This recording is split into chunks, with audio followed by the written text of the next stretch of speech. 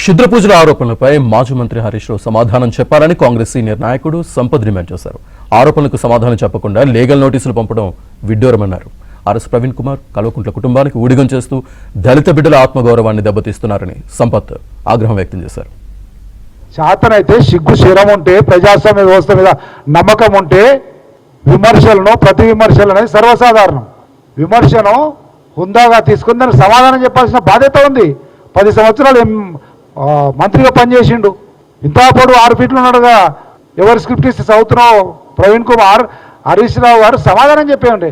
నేను ఇందుకు పోయినా, ఇట్లా పోయినా, కుటుంబంతో పోయినా, లేకపోతే ఇంకొకరితో పోయినా, ఇది చేసినా అని చెప్పాలి. కానీ లేదు అరే చెప్పురు నాయన, సమాధానం చెప్పు. నువ్వు సమాధానం చెప్పలేక ఇరుకునబడి కాలుగాలిన పిల్లాక ప్రవీణ్ కుమార్ను కలవకుండా బొక్కలు వేస్తే బొప్పు అనేటట్టు తయారైందని ఆయనతోటి స్టేట్మెంట్లు ఇప్పించి లీగల్ నోటీసులు పంపిస్తే వాట్ నాన్సెన్స్.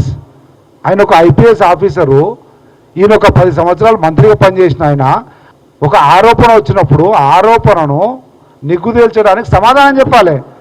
సమాధానం చెప్పలేక చేయలేక లీగల్ నోటీసులు ఎవరు మాట్లాడితే వాళ్ళకి ఏం పద్ధతి ఇది? ప్రజాస్వామ్య రాజకీయ వ్యవస్థలో మేము కూడా విమర్శలు చేసినాం, మేము కూడా విమర్శలు ఎదుర్కొన్నాం. దానికో పద్ధతి ఉంటుంది. రాహుల్ గాంధీ ఈ పోటుగాడు రాహుల్ గాంధీని ఆడతాడు. రాహుల్ గాంధీ ఇన్ని రోజులు పోయింది కదా, ఎవరు చెప్పాలి? నీవెంత, నీ బిసాత్ ఎంత, నీ స్థాయి ఏంది?